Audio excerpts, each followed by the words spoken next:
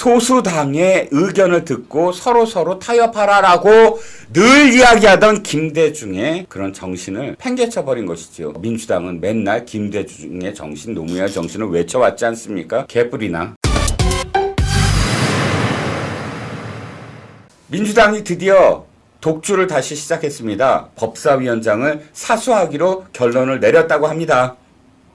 법사위원장을 여당이 내주면 안 된다는데 의견을 합격했다라고 기사가 나오기 시작합니다. 자, 법사위원장. 이들은 주었다 뺐다를 되풀이 하는군요.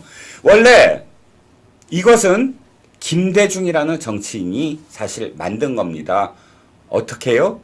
국회의장은 여당이 하고 법사위원장은 이당이 한다. 이런 식으로요. 야당이 한다. 왜냐하면 법사위원장이 국회의장을 견제할 수 있도록 하는 겁니다. 국회의장이 만약에 추미애 같은 사람이 돼서 중립 그건 개나 줘. 나는 그냥 의사봉 두드리면서 여당의 앞잡이를 할 거야. 라고 하면 대책이 안 섭니다. 그러면 어떻게 되죠? 그 당의 온갖 그런 횡포를 견제할 수단이 없습니다. 그렇기 때문에 법사위원장을 제1야당한테 주자는 겁니다. 그래서 제1야당 법사위원장이 그나마 여당의 횡포가 있는 그런 입법안을 법사위원장 권한으로서 막거나 혹은 딜레이 시키거나 하는 그런 권한을 갖게 되는 것이지요. 그런데 180석을 가진 21대 국회의 민주당은 그것을 빼앗았습니다. 소수당의 의견을 듣고 서로 타협하라라고 늘 이야기하던 김대중의 그런 정신을 팽개쳐버린 것이죠. 김대중의 영정을, 노무현의 영정을 뒤에 걸고 민주당은 맨날 김대중의 정신, 노무현의 정신을 외쳐왔지 않습니까? 개뿔이나 정신을 이어가고 있군요. 물론 그들은 이렇게 생각할 겁니다. 우리의 위대하신 김대중 대통령 각하께서는 왜 이걸 만들었느냐? 그때는 다 소수당이었기 때문이다. 김대중 대통령은 소수당으로 출발했거든요. 새천년 민주당. 그리고 중간 선거에서도 사실 승리는 못했습니다. 그러니까 소수당, 집권 여당이어도 소수당이었던 서름을 많이 받았지요. 그렇기 때문에 만든 것이다. 그런데 집권 여당으로서 다수당이 됐는데도 그걸 적용해야 되느냐라고 뻔뻔스럽게 21대 국회에서 법사위원장까지 독식을 합니다. 그러면 그런 정신으로서 그러니까 다수당이 됐으므로 의석수에 비례해서 상위원장도 다 가져가 버립니다. 그러자 국민이 여론이 안 좋아졌죠.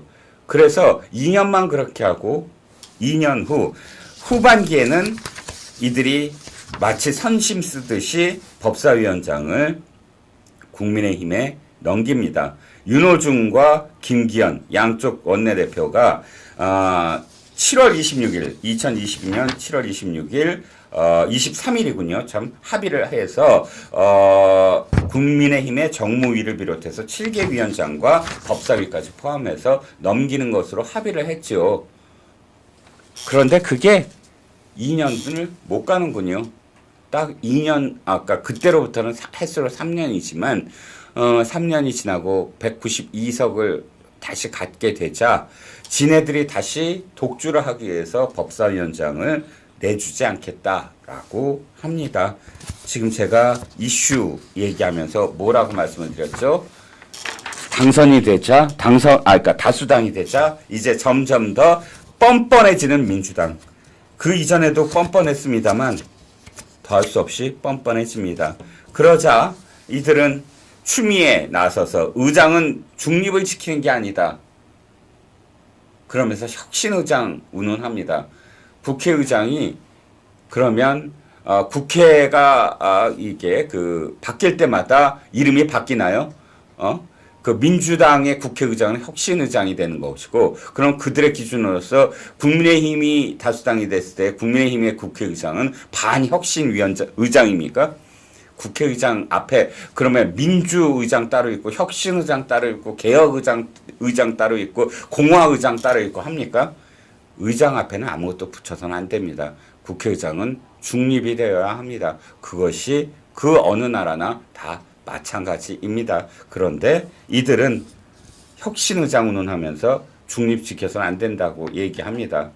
그리고 또 김동아라는 대장동 변호사가 국회의원으로 당선되자마자 사법부의 민주통제를 이야기하고 나섰습니다. 사법부의 민주통제 많이 들어봤죠? 한명숙이라는 정치인이 돈을 받아서 대법원 확정 판결까지 나자 입에 올린 얘기입니다. 사법부의 민주통제.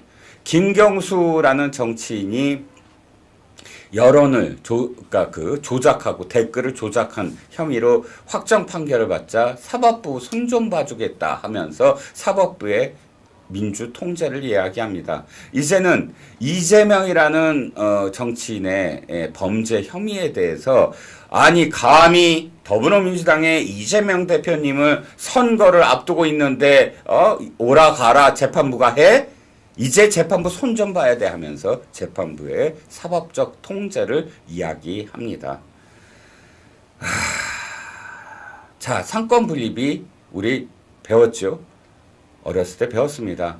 입법부와 사법부와 행정부는 서로 견제해야 되는 건 맞습니다. 하지만 견제를 하는 것과 통제를 하고 관리를 하는 것과는 다르죠. 지금은 입법부가 192석이라고 해서 사법부의 독립된 권한에 대해서 최소한 판결이라든지 또는 재판의 일정을 지금 잡는다든지 이런 것들에 대해서는 어떠한 그런 권력도 개입해서는 안 됩니다. 만약 사법부가 입법부가 갖고 있는 권한인 예산 심의라든지 또는 입법 과정이라든지 이런 것들을 다 일일이 이거는 안 되고요, 이거는 되고요 라고 개입을 하면 입법부는 어떻게 하겠습니까? 마찬가지입니다. 최소한 사법부의 재판부의 판사의 결정 과정에 개입하려고 하면 그것은 엄청난 그런 후과를 초래하게 됩니다. 왜? 역대 어떤 권력이든 입법 권력이든 행정 권력이든 자신한테 불리한 그런 사법 그 과정을 언제나 통제하려고 개입할 수 있는 셈이 되지 않습니까? 그들의 이야기는 이렇습니다. 민주적 통제, 선출되지 아니한 권력. 어서 많이 들어왔습니다. 자, 어디서 들어봤냐고요? 바로 이스라엘의 네타냐후입니다. 네타냐후는 지금 의회 과반석으로 사법을 통제하려고 했습니다. 그러자 수만 명이 나서서 이건 독재다 하고 그때 시위를 벌입니다. 네타냐후가 이렇게 주장합니다. 선거로 뽑히지 않은 자들, 법관들이 행사해온 권한을 선거로 뽑힌 공직자들에게 되돌려 주려고 한다. 라는 명분으로 사법부의 권한을 그냥 축소시켜 버리려고 했습니다. 그러자 국민들이 일어났죠. 그런데요, 그 다음에 어떻게 됐냐고요? 전쟁이 일어납니다. 그리고 네타냐후가 지금 독재를 하고 있습니다. 이들의 얘기랑 똑같이 민주당이 얘기하는 거예요. 아이고, 우리 3춘대 권력이니까 사법부를 우리 마음대로 할 수 있다. 왜 그렇겠습니까? 그들의 거의 신인 이재명의 사법 리스크를 수단과 방법을 가리지 않고 사법 리스크를 없애야 된다. 선고, 이재명에 대한 선고를 하지 못하게 해야 된다. 이재명의 재판을 하지 못하게 해야 된다. 언제까지? 대통령 선거 때까지. 물론 대통령 선거를 더 당기려고 하겠지만 대통령 선거가 되면 지금까지와 똑같은 이야기를 할 겁니다. 아이고, 우리 대통령 후보를 어떻게 재판을 하느냐 라는 식의 논리로 또다시 연장시키거나 연기시키거나 무력화시키려고 할 겁니다. 그거를 위해서 사법부의 민주적 통제를 지금 부르짖고 있습니다.